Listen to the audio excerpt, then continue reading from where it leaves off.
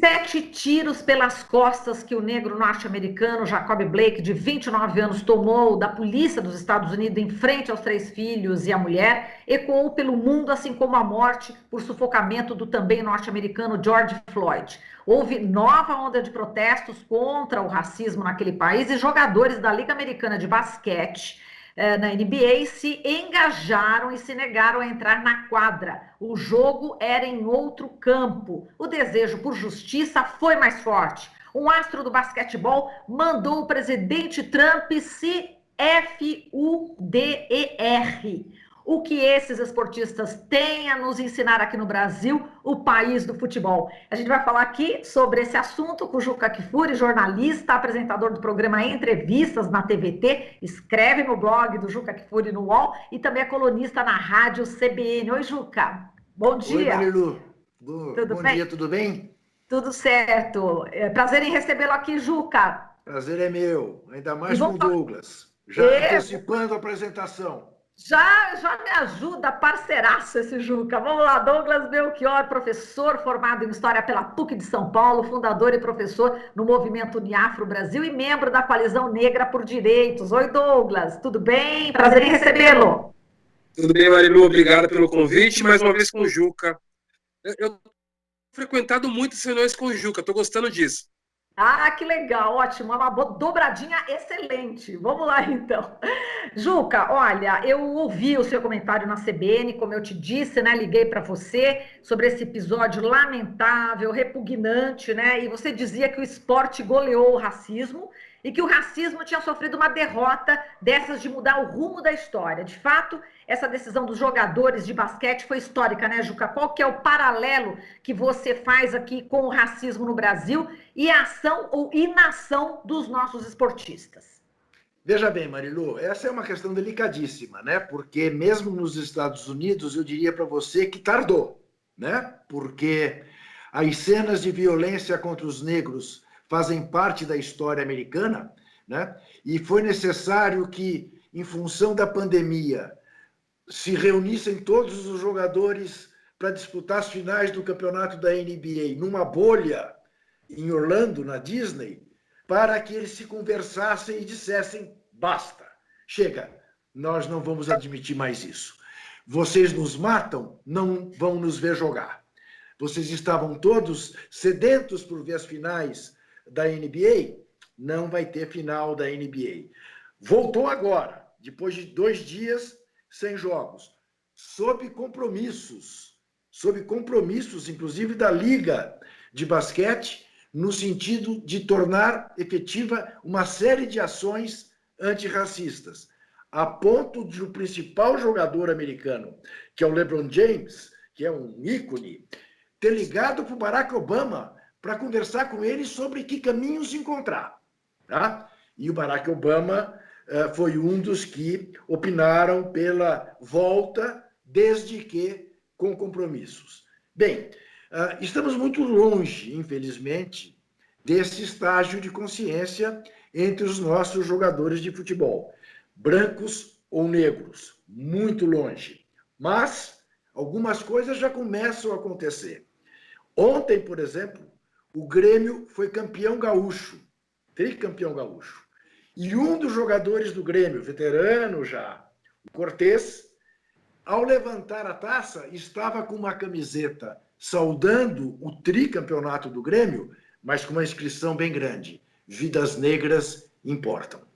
Ok? Isso no Rio Grande do Sul, que é um estado em que particularmente a gente viu manifestações racistas em jogos de futebol. Muito fruto da colonização alemã, tudo aquilo que a gente conhece, né, das diferenças que há no Brasil. De todo jeito, Marilu, é necessário realmente que cada vez mais os jogadores brasileiros, os esportistas brasileiros, tomem consciência da necessidade da luta antirracista. Hoje existe um grupo grande já, com quase 300 membros, dos esportistas pela democracia. E a questão racial tem sido absolutamente constante em todas as discussões, em todos os programas que fazem, em todos os debates que fazemos. Enfim, a questão está posta. muito claramente. E é importante que esteja, entre outras coisas, e no correr da nossa conversa, para que a gente possa ouvir o Douglas. Vamos tocar nisso? Ô Marilu, os jogadores de excelência do futebol brasileiro, aqueles que fazem história no futebol mundial, com exceção de um, são todos negros. Depois eu decupo isso um pouco mais.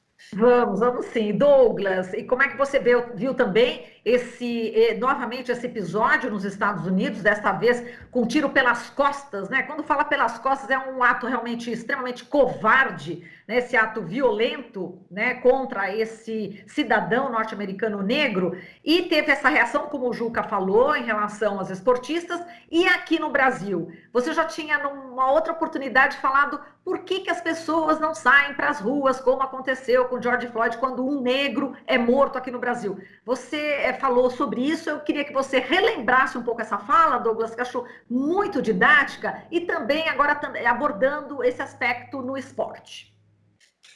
Os Estados Unidos têm uma história que se desenrolou em torno da questão racial muito diferente do que desenrolou no Brasil, não daria tempo para esmiuçar e aprofundar isso, mas nós vivemos nos Estados Unidos dinâmicas do debate racial em vários níveis, em outros momentos da história, e que no Brasil nós estamos chegando nisso, historicamente agora. A percepção de que o racismo é um problema nacional a ser debatido, estamos vivendo isso agora. A gente não viveu isso em outros momentos. E já tivemos esse momento de debate nacional sobre o racismo, envolvendo opinião pública, envolvendo setores da sociedade lá nos Estados Unidos.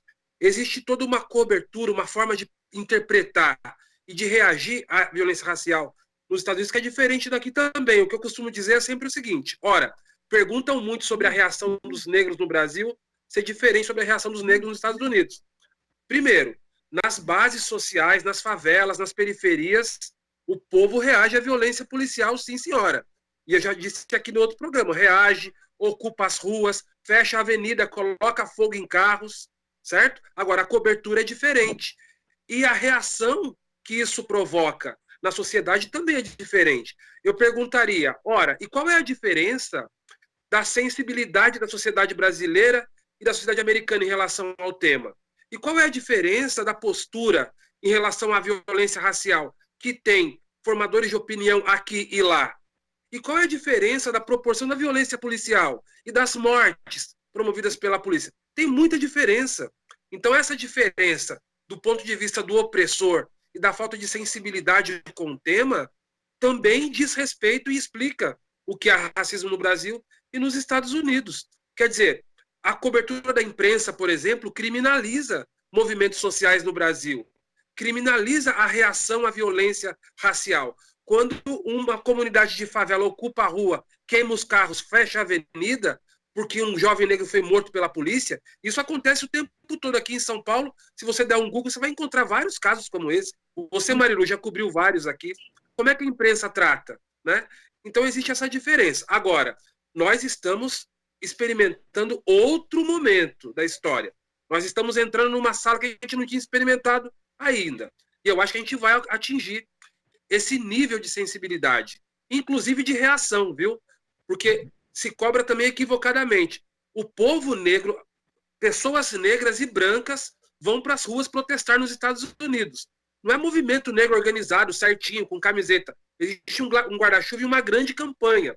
Nós podemos também inaugurar esse momento no Brasil. Perfeito. Em relação aos esportistas, assim, o não engajamento ou o engajamento, como é que você vê?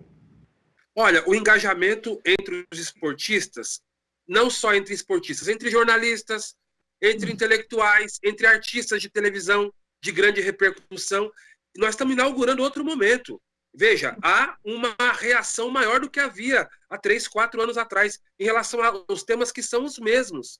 Então, nesse sentido, eu sou otimista. Acho que a gente vai alcançar uma coisa nesse nível também, em breve. Embora sempre houvesse, é preciso dizer isso, reação poderosa dos movimentos e das pessoas negras. Hoje mesmo, ou ontem, saiu na Folha de São Paulo uma reportagem assinada pelo Marcos Guedes, dando notícia de uma coalizão negra organizada entre os jogadores de futebol americano e uma outra articulação entre atletas do MMA, comentado pelo nosso amigo Marcelo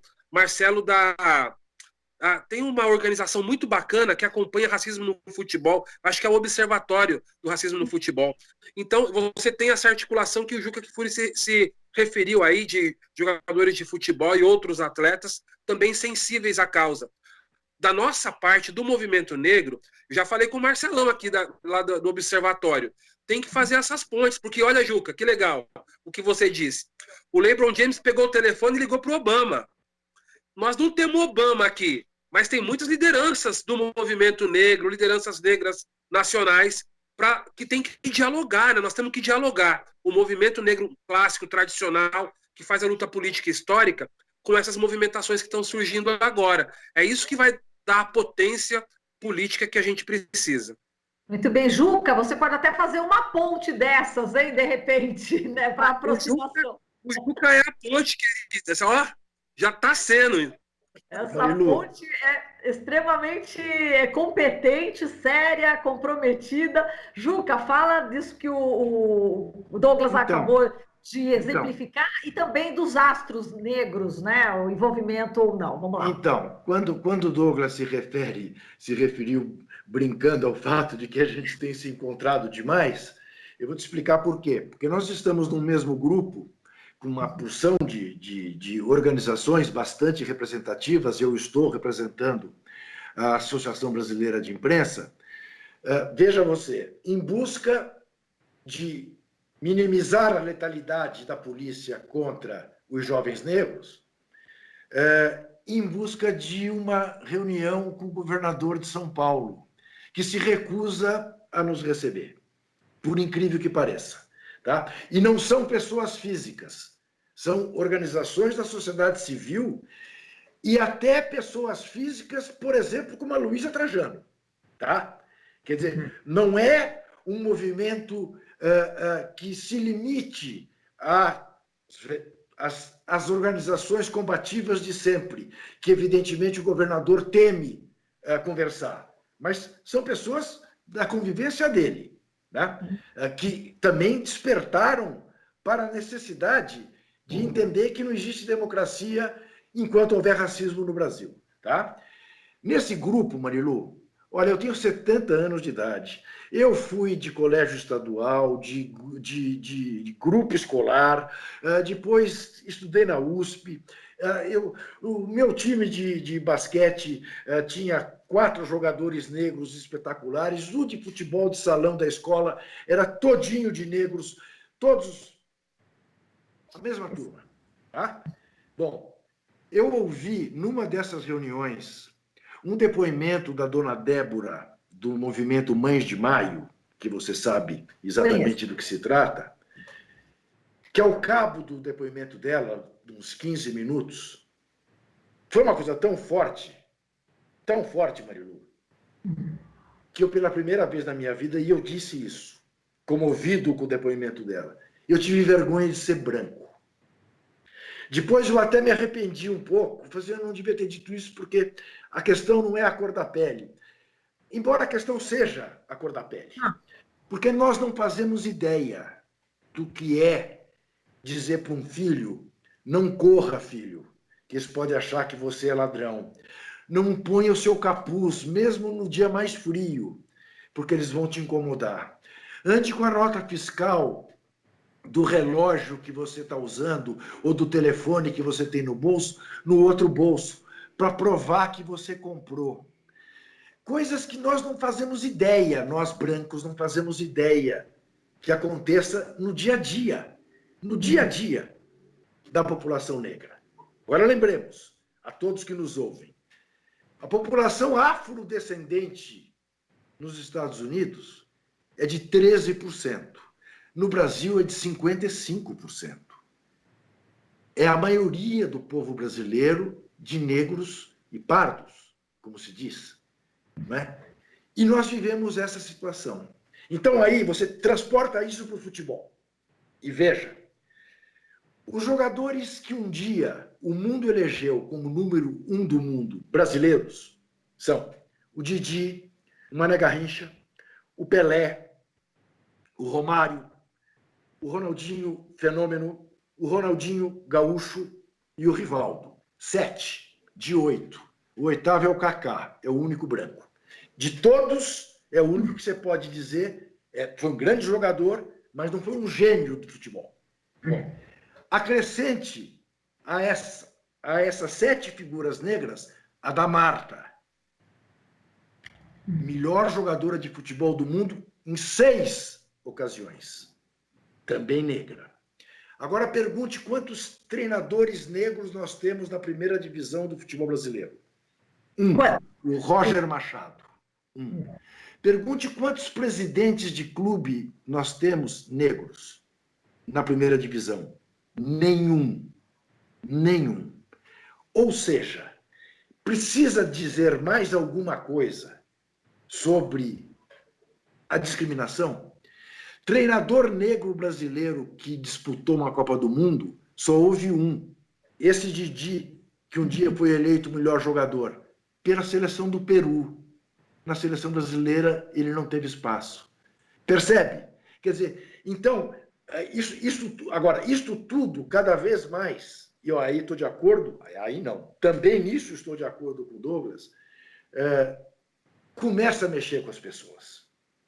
E eu quero enfatizar, o meu comentário hoje de manhã na Rádio CBN não foi o título do Grêmio, não foi o título do Atlético, não foi o São Paulo ganhar do Corinthians, não foi o Flamengo ganhar do Santos.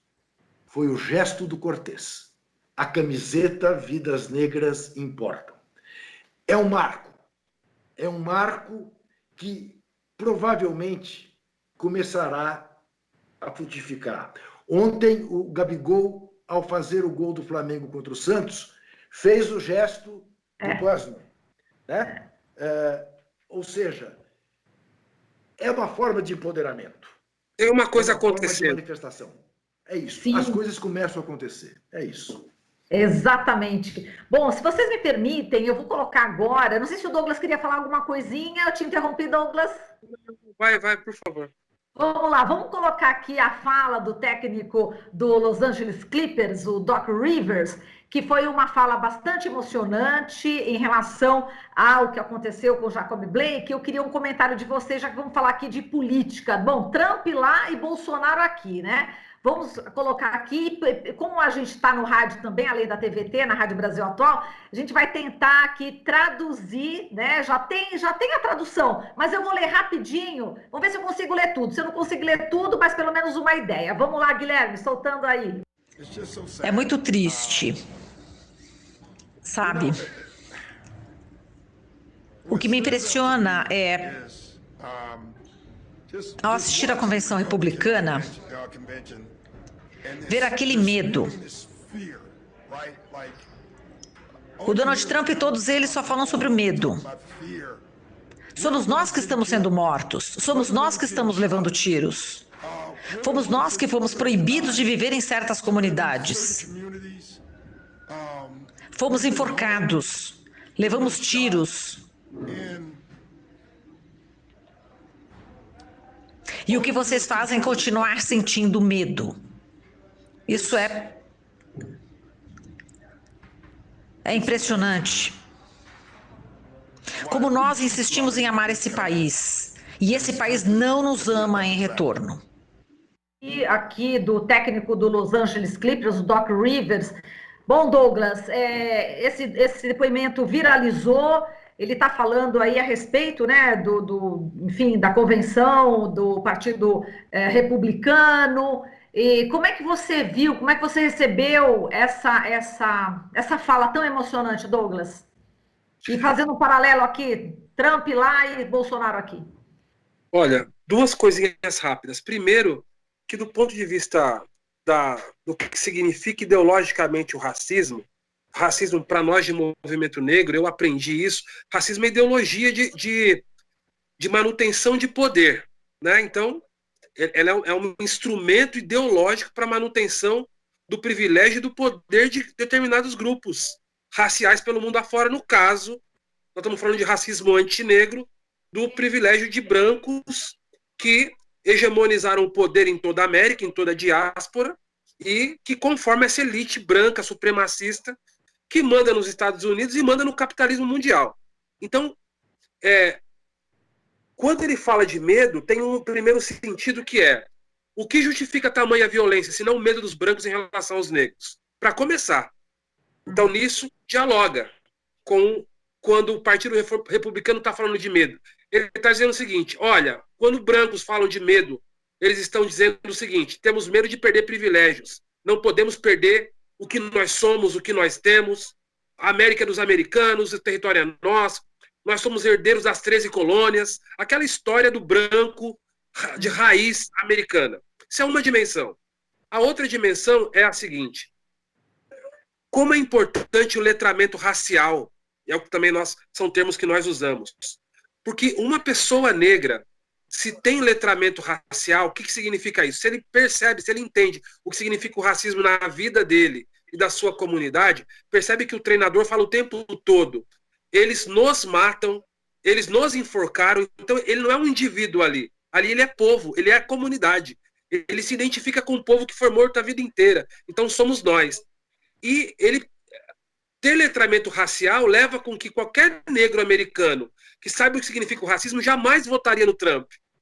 Jamais apoiaria os republicanos. Então, veja, o que determina a posição política de um negro nos Estados Unidos, que sabe o que significa o racismo, ele necessariamente é contra os republicanos e é contra Trump. Ou seja, o letramento racial informa a posicionamento político dele. No caso do Brasil, a gente não tem isso. E isso fragiliza o nosso posicionamento político. Eu tive, nem sei se eu devia falar isso aqui, porque estou até com receio do que vai acontecer. O LeBron James, Juca, está promovendo um documentário com parceria com o Neymar sobre a carreira do Neymar. Você deve estar sabendo disso. E eu fui entrevistado para esse negócio aí, para esse documentário, para falar sobre a dimensão da percepção de negro que o próprio Neymar tem, esse processo de tomada de consciência dele, porque ele está avançando em relação a isso. E nós falamos disso, quer dizer, muito atleta negro brasileiro que fez campanha para o Bolsonaro, que relativiza a tragédia que é esse governo fascista e racista. Tivesse letramento racial, nem passaria perto de apoiar Bolsonaro, porque sabe o que significa. Então, veja, e sobretudo no caso brasileiro, mas também no caso americano, o debate racial informa o debate social, político e ideológico. É o que a professora Zélia Amador nos ensina, lá da Paraíba, lá do Pará, da Federal do Pará. No Brasil, raça informa a classe, porque diz respeito à formação da nação brasileira, da história brasileira. E se você tem essa informação sobre o que significa ser negro num país racista, com a história que o nosso tem, jamais erraria no resto, velho. E por isso a esquerda erra tanto, porque não tem, inclusive entre nós, porque não tem esse letramento de base que explica o que é o Brasil. Agora, nós estamos vendo um momento em que esse letramento está acontecendo.